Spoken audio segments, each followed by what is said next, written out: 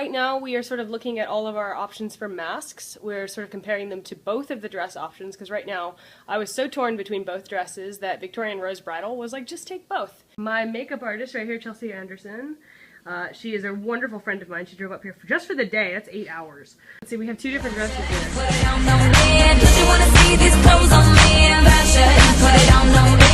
have to wait and see them on her, but I mean, I'm thinking this just because it is more Cinderella, but the straps can drape on the side, which is also a more modern take on it. The sort of covers that we're debating, sort of looking at ones that emphasize the dress, don't emphasize the dress, are face on, face off.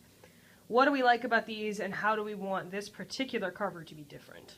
Walk 500 miles and I would walk 500 more. It has to be different since you actually have a male model coming in for it. So, like this one would be really good because you could have her on the front and him on the back. Walk 1,000 miles to fall down at your door, but I would walk 500 miles and Although it does have feathers, they're not quite so large and attention-grabbing, especially for someone who's supposed to be hiding from family members. There is also the debate in my mind of how much of the girl's face am I going to use, and I don't like to show the full face. Beauty is a subjective term, and although she's absolutely gorgeous, not everybody has that as their idea of what Cinderella looks like. So I like to show just sort of the sides of the face and the profile. Same with my guy. That was my first stipulation, was that I wanted, you know, strong cheekbones so we could show his profile and he would still give off this very princely attitude. It's a very, I think, iconic thing for the prince to sort of, the girl is too shy to look at him, so she looks away and he sort of hooks her jaw, is telling her it's okay to turn, that he's interested. In this particular version, it's actually Cinderella who's the one who is having trouble getting interested, and for multiple reasons that you'll have to read about. But what I'd really like to do is have the prince be turning her as almost like a please look at me, and having her sort of debating whether or not she really wants to. It's also a matter of whether or not people pick up on the very subtle things that I tend to put in my books. Not this one.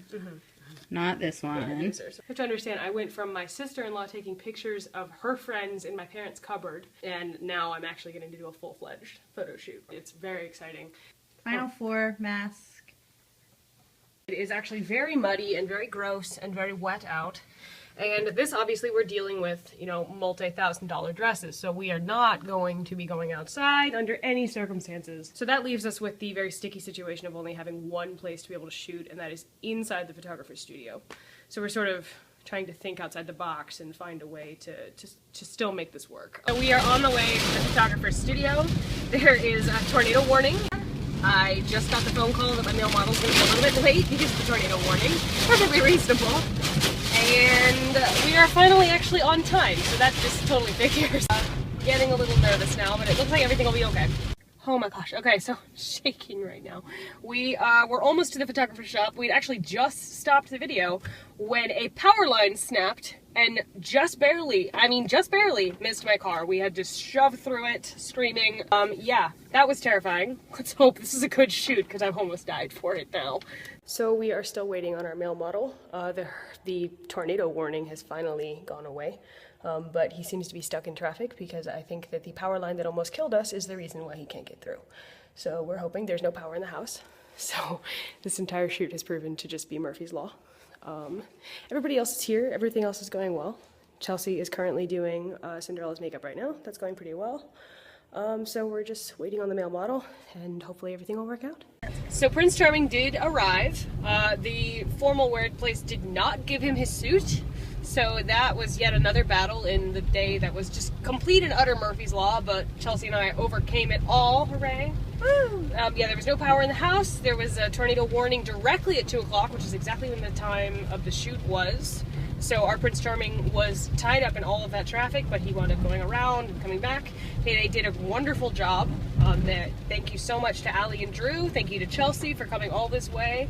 Lundy's Photography, Victoria and Rose Bridal, just so many companies, but it all worked out, and it was actually a lot of fun. I think even our male model had a lot of fun with everything. So that's the end of the day. applause, applause, applause. I live for the applause, applause, live for the applause, applause, live for the way.